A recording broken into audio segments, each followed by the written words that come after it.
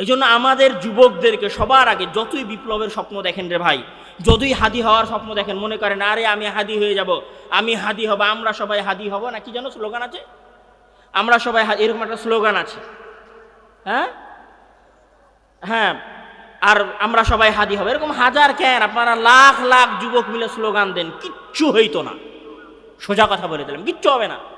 এই যে হাদি মারা গেছে, হাদি মারা যাওয়ার পরে আপনারা আর একটা হাদি বের করতে পেরেছেন? আচ্ছা, আপনাদের কাছে আর একটা হাদি, পুরো বাংলাদেশে হাজার হাজার তাওহীদি জনতা স্লোগান দেওয়ার সময় হাজার হাজার লক্ষ লক্ষ তাওহীদি জনতা, এই লক্ষ লক্ষ তাওহীদি জনতার বাপেরা মিলে একটা হাদি বাইদা করে দিতে পারে নাই। তাহলে যে হাদির উপরে আপনি ভরসা করলেন ওই হাদি তো আর নাই, তাহলে কি হবে? কিছু হবে না। দাস গোলাম, বুলেট খাবেন, মারা যাবেন, রাস্তায় পড়ে থাকবেন, বেওয়ারিশের মতো দাফন হয়ে যাবেন, বাস খালাস। গেম এত দূরই থাকবে, খেলা এত দূরই, আর বাইরে আর খেলা যাবে না। যদি আমরাও সময়কে কাজে লাগাতাম, পড়াশোনা করতাম, তাহলে আজকে হাদি মারা যাওয়ার পরে আমরা আরো 1000টা হাদি ওই জায়গায় দাঁড়াইতাম। আমি বলছি না যে হাদি অনুকরণীয়, আমি বলছি না যে হাদির মানহাজ বা আকীদা ঠিক আছে, এইগুলো কথা নয়। কথা হচ্ছে এটা যে হাদি যেইটা করেছে সেইটা আমরা সহি আকীদা আর মানহাজ নিয়েও করতে পারি নাই। আমাদের আকীদা এবং মানহাজ থাকার পরেও যেটা আমাদের করা উচিত ছিল, যেই লড়াইটা আমাদের লড়া উচিত ছিল, ওই লড়াইটা অন্য কেউ লড়ে গেছে, আমরা লড়তে পারি নাই। আমরা ব্যস্ত আছি, কেউ মোবাইল নিয়ে, কেউ মোবাইলে ফতোয়া দেওয়া নিয়ে, কেউ মোবাইলে আলেম ওলামাকে গালি দেওয়া নিয়ে, কেউ মোবাইলে রিলস দেখা নিয়ে, কেউ মোবাইলে পাবজি ফ্রি ফায়ার গেম খেলা নিয়ে, কেউ ভিডিও এডিটিং করা নিয়ে।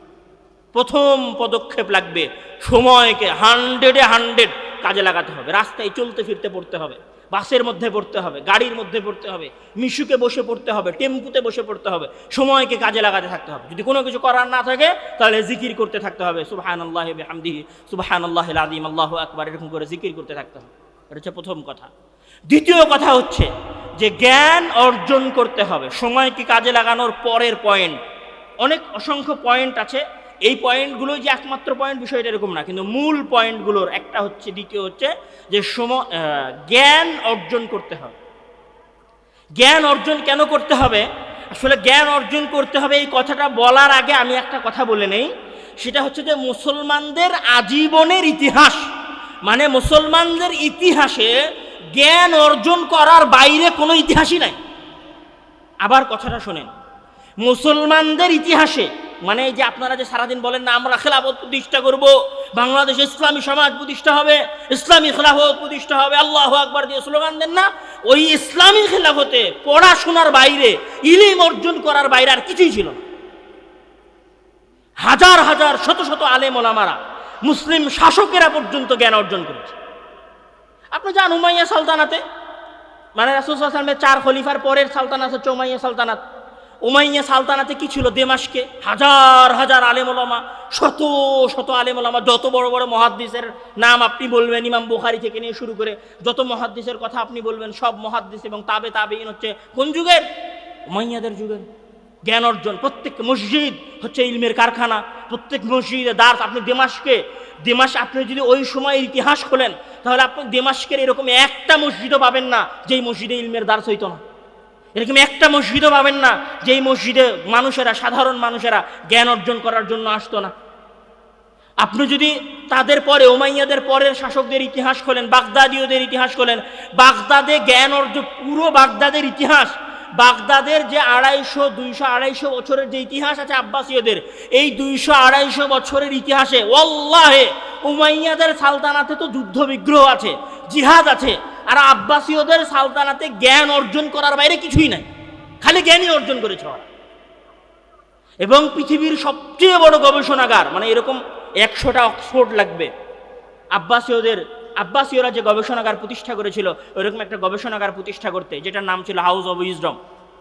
আপনি ওই সময় আব্বাসীয়দের শাসন আমলে আপনি খোঁজ নেন, খোরাসান, যেটা বর্তমানে আফগানিস্তান, খোরাসান আল কুবরা, খোরাসান আল সুগরা, এই সব পুরো খোরাসানের সকল মসজিদ, মারাকেশের যে পুরো এলাকা, এই পুরো এলাকায় সব মসজিদে দার্স হতো, মানুষ কোরআন হাদিসের জ্ঞান অর্জন করত। এখানে বসে মানুষের, এই বিখ্যাত একজন ঐতিহাসিক আছেন ইমাম হোসেন, উনি ওনার ইতিহাসের মধ্যে কথা বলেছেন যে বাগদাদীয়দের যে এডুকেশন সিস্টেম ছিল, এই এডুকেশন সিস্টেমের, মানে এই শিক্ষা ব্যবস্থার প্রথম এবং প্রাইমারি স্তর ছিল কোরআন পড়া শেখা, তারপরে দ্বীনের মৌলিক জ্ঞান অর্জন করা, তারপরে ফিকহ, উসুলে ফিকহ, হাদিস, উসুলে হাদিসের প্রাথমিক জ্ঞান অর্জন করা। যখন একজন ছাত্রের প্রাথমিক জ্ঞান অর্জন করা হয়ে যায়, তখন কেউ বিজ্ঞানের রাস্তায় যায়, আর কেউ হাদিসের আরো গভীর জ্ঞানের রাস্তায় যায়। এটা হচ্ছে ইতিহাস। এবং ওই সময় বাগদাদ এবং বাগদাদের আশেপাশের যত মসজিদ আছে, সব মসজিদ হাউস অব উইজডম, বাইতুল হিকমার সাথে কানেক্টেড ছিল। সবাই ওইখানে পড়াশোনা করতো প্রাইমারি লেভেলে, আর উচ্চতর গবেষণা করার জন্য আসতো এই হাউস অব উইজডমে, বাইতুল হিকমায়। এরা এত বেশি জ্ঞানের প্রতি প্রেমী ছিল, জ্ঞান এরা এত বেশি অর্জন করত, যে হারুন আর রশিদ নিজে হাদিসের দার শোনার জন্য যেতেন। ওনার বিষয়ে বলা আছে যে উনি ওনার সন্তান মামুন এবং আমিনকে নিয়ে উনি হাদিসের মুয়াত্তা মালিকের দার শোনার জন্য রাজপ্রাসাদ ছেড়ে দিয়ে মসজিদে গিয়ে বসে থাকতেন। আর আমাদের লাট সাহেবেরা কি করে জানেন? পকেটে 2 টাকা চলে আসলে, আর মাসের বেতন হয়ে গেলে, আর সারাদিনে 1000 টাকা ইনকাম করা হয়ে গেলে, এরকম করে বসে থেকে মোবাইল চালায়। যদি টিচারের প্রাইভেট শেষ হয়ে যায়, তো প্রাইভেট থেকে আসার সময় পাবজি খেলে, প্রাইভেট থেকে আসার সময় ফ্রি ফায়ার খেলে। আজকে প্রাইভেট পড়তে যাবো না রে, তো কেন? আজকে ফ্রি ফায়ার খেলছি। আজকে পড়তে হয়, আজকে পড়া নাই কেন? তো আজকে ভারত আর পাকিস্তানের ক্রিকেট ম্যাচ চলছে। তুমি ক্রিকেট ম্যাচের যে বল আছে না, ওই বলের 6-এর মতো তুমি উড়ে চলে যাবা, বাংলাদেশের সমাজে তোমার কোনো ভূমিকা থাকবে না যদি তুমি জ্ঞান অর্জন না করো। তুমি যদি আন্দালুসে যাও, পুরো ইউরোপ যেই জায়গার সেজদা করেছে, আমি বাড়ায়া বলছি না, পুরো ইউরোপ যেই অঞ্চলের জ্ঞানের সেজদা করেছে, সেই অঞ্চলের নাম হচ্ছে স্পেন। তোমরা আজকে স্পেনকে কি নামে চেনো? রিয়াল মাদ্রিদের নামে চেনো। স্পেন রিয়াল মাদ্রিদের নামে পরিচিত ছিল না। স্পেন একদিন বার্সেলোনার নামে পরিচিত ছিল না। স্পেন তোমাদের সময় নষ্ট করার কারণ ছিল না। তোমাদের বাপ দাদারা স্পেনে শুধু জ্ঞানী অর্জন করেছে। স্পেনের গ্রানাডা, স্পেনের টলেডো, স্পেনের কর্ডোভা, এগুলো সব জ্ঞানের নগরী ছিল। সবগুলোতে শত শত মাদ্রাসা এবং স্কুল ছিল। পুরো গ্রানাডা শহরে প্রায় 300-রও অধিক স্কুল এবং কলেজ ছিল। কর্ডোভা নগরীতে তৎকালীন পৃথিবীর সবচেয়ে বড় বিশ্ববিদ্যালয় ছিল, যেগুলো তো অমুসলিমেরা পড়াশোনা করার জন্য আসতো। মুসলিম তো দূরের কথা, অমুসলিমেরা পর্যন্ত জ্ঞান অর্জন করার জন্য আসতো। তোমরা পড়েছো না, ওই যে তোমাদেরকে পড়ানো হয়েছে তোমাদের বইয়ে, যে উড়োজাহাজ আবিষ্কার করেছে আমেরিকার 2 জন কোনো ভাই 1903 সালে। সর্বপ্রথম উড়োজাহাজ যিনি আবিষ্কার করেছেন, তিনি হচ্ছে আমাদের বর্তমান উড়োজাহাজ আবিষ্কার করার 1000 বছর পূর্বে আব্বাস ইবনে ফিরনাস, আন্দালুসে বসে থেকে। উনি সর্বপ্রথম আন্দালুসের ওই মিনার থেকে উড়ে লাফ দিয়েছিলেন। লাফ দেওয়ার পরে উনি ব্যথা পান ওনার কোমরে। তখন উনি এই থট দেন, এই চিন্তা দেন যে মানুষ যদি উঠতে চায়, তাহলে সবার আগে ওই বাহনের লেজ লাগাতে হবে। এই জন্য আজকের বিমানে লেজ আছে। সর্বপ্রথম বিমানের থিওরি ওনার দেওয়া। এরকম হাজারো, আমি আজকে ওগুলো ইতিহাস আলোচনা করতে চাচ্ছি না। ওই ইতিহাসের উপরে 1000 ঘন্টা বক্তব্য দেওয়া যাবে, আপনাদের যে ইলম অর্জনের ইতিহাস আছে। আমি যদি ওই সমস্ত ঘটনার 2-1টা ঘটনা বলি, আপনি এইরকম আলেম ওলামা পাবেন, এইরকম জ্ঞানপ্রেমী মানুষেরা পাবেন, যারা বাড়ি ঘর বিক্রি করে দিয়েছে জ্ঞান অর্জন করার জন্য। ইমাম নববী রাহিমাহুল্লাহ, উনি একজন বিখ্যাত মুহাদ্দিস। উনি বলছেন যে 2 বছর যাবত আমি আমার পিঠ কোনোদিন মেঝেতে, মানে বিছানায় ঠেকাই নাই। কি পরিমাণ জ্ঞান অর্জন করেছে। বাকি বিন মাখলাদ রাহিমাহুল্লাহ নামে একজন মুহাদ্দিস ছিলেন, উনি আন্দালুস স্পেনের মানুষ ছিলেন। ওইখান থেকে 5500 কিলোমিটার পথ পায়ে হেঁটে এসেছেন বাগদাদে আহমদ ইবনে হাম্বল রাহিমাহুল্লাহর কাছে জ্ঞান অর্জন করার জন্য। আপনাদের ইতিহাসে, ওয়াল্লাহে আল্লাহর কসম, আপনাদের ইতিহাসে জ্ঞান অর্জন করার বাইরে আর কিছুই নাই, শুধু জ্ঞান অর্জনের ইতিহাস আছে। এখানে আরেকটা কথা আমি বলে দেই, যে জ্ঞানই হচ্ছে বিজয়ের মূল ভিত্তি। কেন জ্ঞান বিজয়ের মূল ভিত্তি, তার একটা দলিল দিয়ে আমি আমার কথা সামনের দিকে নিয়ে যাব। সেই কথার প্রথম কথা হচ্ছে যে মহান আল্লাহ তাআলা যখন আদমকে সৃষ্টি করলেন, আপনারা সেই সৃষ্টির ঘটনা জানেন না? জানেন মোটামুটি সবাই।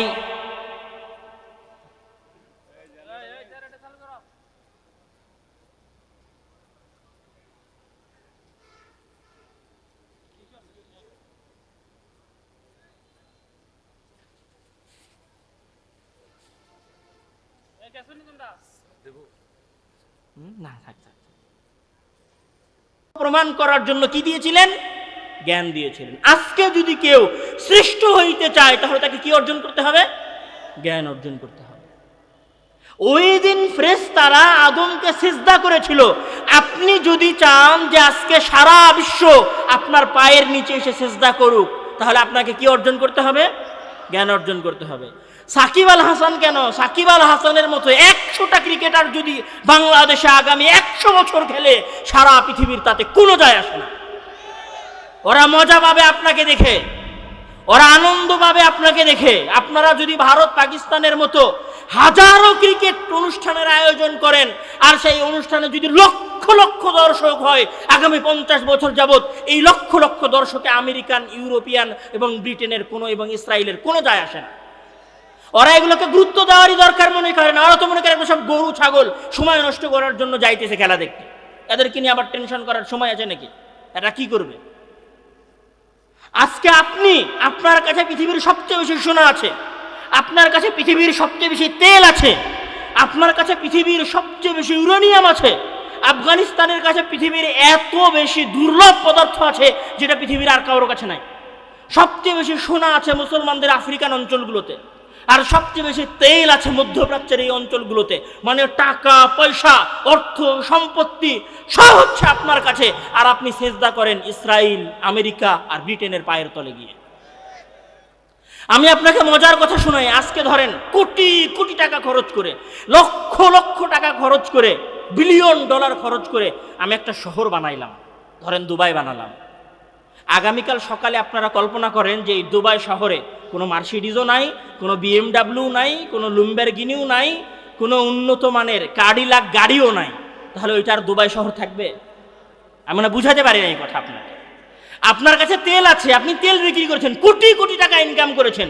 ওই কোটি কোটি টাকা ইনকাম করে যে শহরটা বানালেন, ওই শহরে যদি BMW আর মার্সিডিজের গাড়ি না ঘোরে, লুম্বেরগিনির গাড়ি না ঘোরে, আপনার ওই শহরের কোনো মূল্য আছে? কোনো মূল্য নাই। ওই গাড়িটা কার? ওই গাড়িটা জাপানের। ওই গাড়িটা কার? ওই গাড়িটা আমেরিকার। ওই গাড়িটা কার? তো ওই গাড়িটা কানাডার। ওই গাড়িটা কার? ফোর্ড। তো এটা ব্রিটেনের। আপনি যে ধরেন আপনি দুবাই শহর বানাইছেন, এখন আপনি একটু ভাব নেবেন, আপনার পকেটের আইফোনটা নাই, আইফোনটা নিয়ে চলে গেছে আমেরিকা, স্যামসাংটা নিয়ে চলে গেছে দক্ষিণ কোরিয়া, হুয়াওয়ে নিয়ে চলে গেছে চীন। আপনি কে? ফকির, গরিব, অসহায়, যার কোনো মূল্য নাই। বুঝাতে পারিনি মনে হয় আমি কথা। আপনার কোনো মূল্য আছে নাকি? কিসের মূল্য আছে? কিসের কোটি টাকা আছে আপনার কাছে? যে ইঞ্জিনিয়ারগুলো দিয়ে আপনি শহর তৈরি করেছেন, ওই ইঞ্জিনিয়ারেরা যদি আগামীকাল বয়কট করে বসে থাকে, তোমার এই শহরের ডিজাইনই আমি করবো না, তোমার এই বিল্ডিংই বানাবো না, আপনি কে রে ভাই? আপনার কিসের মূল্য আছে? সবাই আপনারা গোলাম, বুঝতে পারছেন না কেন? দাস। আপনার পকেটে আইফোন থাকুক আর আপনি মার্সিডিজ গাড়িতে চড়েন, আপনি গোলাম। আপনার বাপ গোলাম, আপনিও গোলাম, আপনার পরবর্তী বংশধর যারা জন্ম নিবে সব গোলাম হয়ে জন্ম নিবে। যদি ইলমে বিপ্লব না আসে, যদি জ্ঞানে বিপ্লব না আসে, আপনারা এখন যেমন টাকা পয়সা অর্থ সম্পত্তি থাকার পরেও ইউরোপ আমেরিকার দুয়ারে দুয়ারে ভিক্ষা চাচ্ছেন, ইউরোপ আমেরিকার দুয়ারে দুয়ারে গিয়ে অস্ত্র কিনে আনতেছেন, ইউরোপ আমেরিকার দুয়ারে দুয়ারে গিয়ে যে এইভাবে যুদ্ধ চুক্তি করে আসতেছেন, আগামী 1000 বছর এভাবেই যুদ্ধ চুক্তি করবেন আপনারা। কোনো কিছু করতে পারবেন না নিজেরা যদি জ্ঞান অর্জন না করেন এবং জ্ঞানের প্রতিযোগিতায় না নামেন। তাহলে দ্বিতীয় কথা হচ্ছে যে এইটার সাথে কোনো কম্প্রোমাইজ হবে না সময়ের অপচয়ের পরে, সেটা হচ্ছে জ্ঞান অর্জন করতে হবে। প্রচণ্ড জ্ঞান অর্জন করতে হবে, ব্যাপক লেভেলের জ্ঞান অর্জন করতে হবে। তো আমরা আসলে শুধু জীবন দেওয়ার জন্য থাকি, স্লোগান দেওয়ার জন্য থাকি। আপনি যদি ধরেন জ্ঞানী অর্জন না করেন, আপনি বাংলাদেশের যে ধরেন ইসলামী সমাজ বাংলাদেশের প্রতিষ্ঠা হলো না, আমরা খেলাফত প্রতিষ্ঠা করতে পারলাম না, কিন্তু অন্তত যদি জ্ঞান অর্জন করি সচিবালয়ে যাওয়ার রাস্তাটা উন্মুক্ত হবে।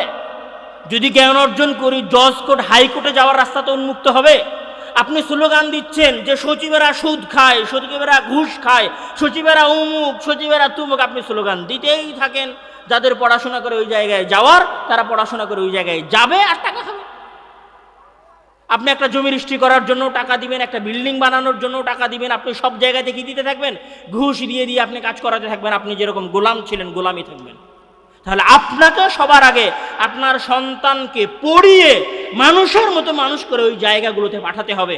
যদি এইভাবে মানুষের মতো মানুষ করে পাঠাতে পারেন, তাহলে আগামী 15 থেকে 20 বছর পরে বাংলাদেশ যে জায়গায় যাবে, সেই জায়গায় আপনারা দেখতে পাবেন যে সব দিনদার মুসলিম ভালো ভালো ছেলেরা সচিবালয়ে হাইকোর্টে বসে আছে। তখন আপনি ভালো কিছুর কল্পনা করতে পারেন, তখন আপনি নতুন কোনো বিপ্লবের কথা কল্পনা করতে পারেন। এটা ছিল আমার দ্বিতীয় পয়েন্ট। তৃতীয় যে পয়েন্ট, সেটা হচ্ছে যে তৃতীয় পয়েন্টটা অত জরুরি না মনে হলেও আবার এইটা সবচেয়ে জরুরি। সেটা কেন জরুরি যে অমুসলিমেরা মুসলমানদের যেই জায়গাগুলোতে সবচেয়ে বেশি কঠিনভাবে আঘাত করেছে, বুঝতে হবে ওই জায়গাটা মুসলমানদের জন্য সবচেয়ে গুরুত্বপূর্ণ। আবার বলি কথাটা, যেই জায়গায় অমুসলিমেরা সবচেয়ে কঠিনভাবে আঘাত করেছে ওই জায়গাটা কি বলেন তো সবচেয়ে গুরুত্বপূর্ণ। মানে শত্রুর কোন জায়গায় আঘাত করে, যেটা সবচেয়ে গুরুত্বপূর্ণ জায়গা, যেটা সবচেয়ে শক্তিশালী জায়গা, যেই জায়গায় সবচেয়ে বেশি সম্ভাবনা আছে শত্রু ওই জায়গাতে হামলা করে। আপনি এবার খুঁজতে থাকেন যে শত্রু আপনার কোন কোন জায়গাগুলোতে সবচেয়ে শক্তিশালী হামলা করেছে। আপনি যদি চারপাশে খোঁজেন না, তাহলে আপনি দেখবেন যে শত্রু সকল কাজের মধ্যে শুধুমাত্র আপনার চরিত্র হননের চেষ্টা করেছে। আপনারা বুঝতে পারেন না, এই ফেসবুক কিসের জন্য? চরিত্র হনন করার জন্য। এই যে ইউটিউব কিসের জন্য? চরিত্র হনন করার জন্য। এই যে ফ্রি মিক্সিং কিসের জন্য? ফ্রি মিক্সিংয়ের এই প্রথা বাড়ানো কিসের জন্য? আপনাদের চরিত্র হরণ করার জন্য। সব আপনি দেখবেন যে আপনাদের চরিত্র হরণ করার জন্য করা হয়েছে। তাহলে তৃতীয় সবচেয়ে গুরুত্বপূর্ণ জায়গা হচ্ছে যে চরিত্রকে বিল্ড আপ করতে হবে। চরিত্র কার গেছে? যুবকের গেছে। চরিত্র কার গেছে? আপনার বোনের গেছে।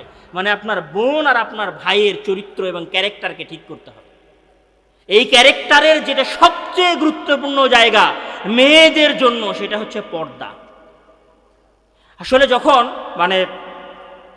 আমরা যখন ভাবি বা আমাদের সামনে যখন বলা হয় যে মেয়ে কাজ করছে না, মানে সেই মেয়ে বেকার, সেই মেয়ে স্বাবলম্বী না, সেই মেয়ে নিজের পায়ে দাঁড়ায় নাই, আমাদের কাছে সম্মানের হচ্ছে যে আমাদের মেয়ে গার্মেন্টসে কাজ করবে, এটা আমাদের জন্য অনেক সম্মানের। আমাদের জন্য সম্মানের যে আমাদের মেয়েরা মাথায় টুকরি নিয়ে সেটাতে বালু ভরে রাস্তায় গিয়ে মাটি ফেলবে, এটা আমাদের কাছে অনেক সম্মানের।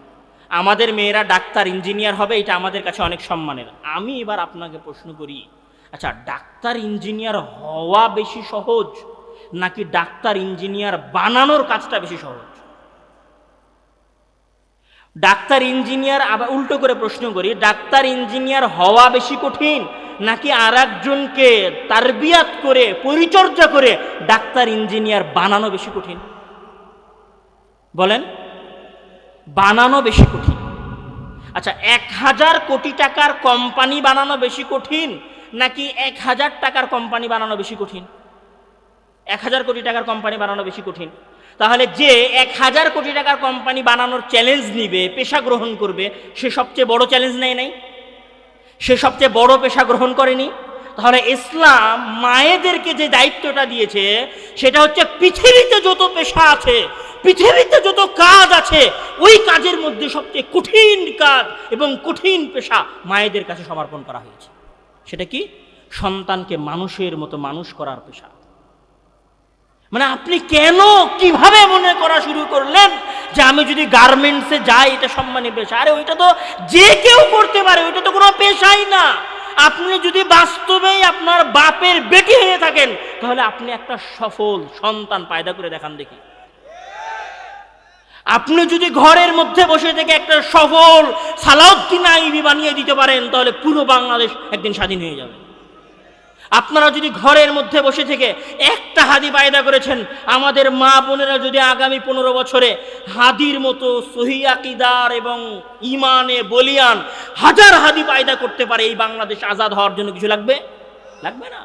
তাহলে আপনি কেন মনে করলেন যে নারীদেরকে যে পেশা দেওয়া হয়েছে বা নারীদেরকে ইসলামে কম মর্যাদা দেওয়া হয়েছে? ইসলাম নারীদেরকে যে কাজটা দিয়েছে না, সেটা হচ্ছে পৃথিবীর সবচেয়ে সম্মানিত পেশা। আমি বলি, পৃথিবীতে আজকাল যত কাজ চলতেছে সব মানুষের, এই যে ধরেন আমাদের ময়মনসিংহে একটা স্কুল আছে, হেলিবাড়ি স্কুল। এই স্কুলে পড়তে এক বছরে 39 লক্ষ টাকা লাগে। কত টাকা লাগে? 39 লক্ষ টাকা।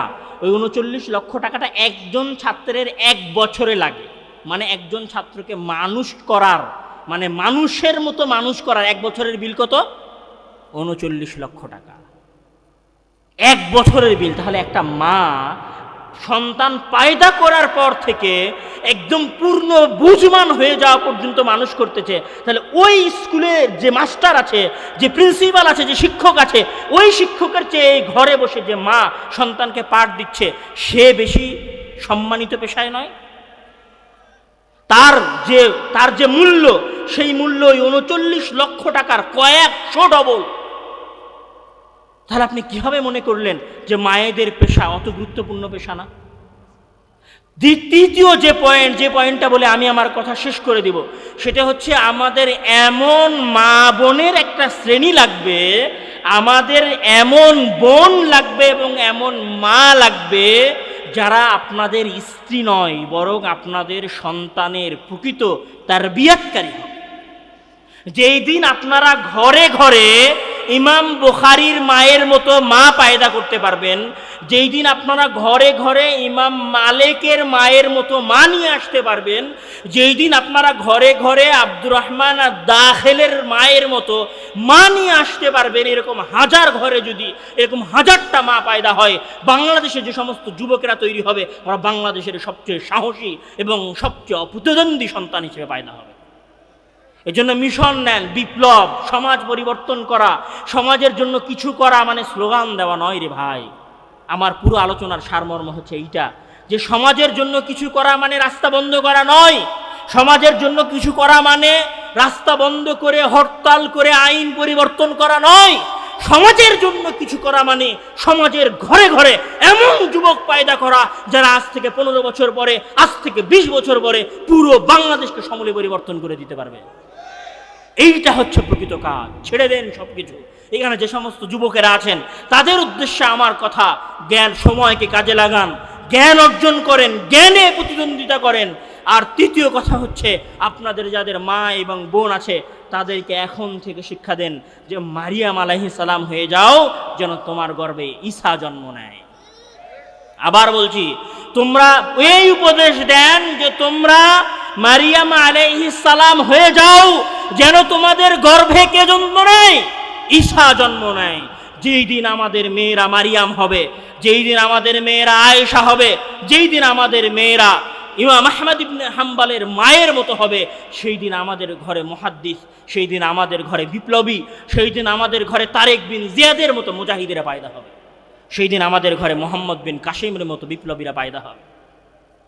আমি দুইটা ঘটনা বলে আমার বক্তব্য শেষ ছিল, তারপরও দুইটা ঘটনা বলে আমি আমার কথা শেষ করছি।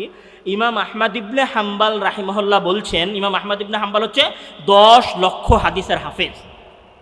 উনি বলছে যে আমি যখন ছোট তখন আমার আম্মা সকালবেলা ফজরের সময়, ঠান্ডা তো, সকালবেলা ফজরের সময় আমাকে পানি গরম করে দিত যেন আমি অজু করি।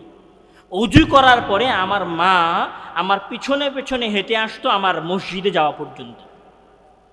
এটা হচ্ছে আহমদ ইবনে হাম্বলের মা। ইমাম মালিক রাহিমাহুল্লাহ বলছেন যে আমি ছোটবেলায় গান শুনতে পছন্দ করতাম। তখন আমার মা, যখন আমার মোটামুটি বয়স হলো, তখন আমার মাথায় পাগড়ি বেঁধে দিয়ে বলল যে ফোকাহা এবং মুহাদ্দিসিনদের দার্সে গিয়ে বসো, ওই গান বাজনার মজলিসে গিয়ে বসিও না। তারপর থেকে আমি গান বাজনা এবং গায়কদের মজলিস ছেড়ে দিলাম, আমি জ্ঞান অর্জন করা শুরু করলাম। এটা হচ্ছে ইমাম মালিকের মা। ইমাম বুখারী রাহিমাহুল্লাহ অন্ধ হলেন, ওনার মা দোয়া করলেন, আল্লাহ তাআলা ওনার চোখ ফিরিয়ে দিলেন। ইমাম শাফি রাহিমাহুল্লাহ জন্মগ্রহণ করেছিলেন গাজায়। গাজা থেকে ওনার মা ওনাকে জাস্ট জ্ঞান অর্জন করানোর জন্য, বাপ ছিল না, মা বুঝেছেন যে গাজায় আমার ছেলে মানুষ হবে না, বর্তমান যে গাজা, এই গাজায় আমার ছেলে মানুষ হবে না। তখন ইমাম শাফিকে, ইমাম শাফির মা গাজা থেকে মক্কায় নিয়ে এসেছেন, মক্কায় নিয়ে হাফেজ করিয়েছেন, তারপর মক্কা থেকে মদিনায় এনেছেন, মদিনায় এনে মুহাদ্দিসিনদের দার্সে পাঠিয়ে জ্ঞান অর্জন করিয়েছেন। তারপরে উনি ইমাম শাফি হয়েছেন। পৃথিবীর ইতিহাসের সর্বশ্রেষ্ঠ সফল শাসকদের একজন শাসক, মানে ব্যর্থ হয়ে যাওয়ার পরে সফল যিনি হয়েছেন, মানে যার পুরো সালতানাত ধ্বংস হয়ে গেছে, বাপ, চাচা, ভাই, বোন সবাই মারা গেছে, উনি চোখের সামনে ওনার 10 বছরের ভাইকে জীবন্ত হত্যা করতে দেখেছেন।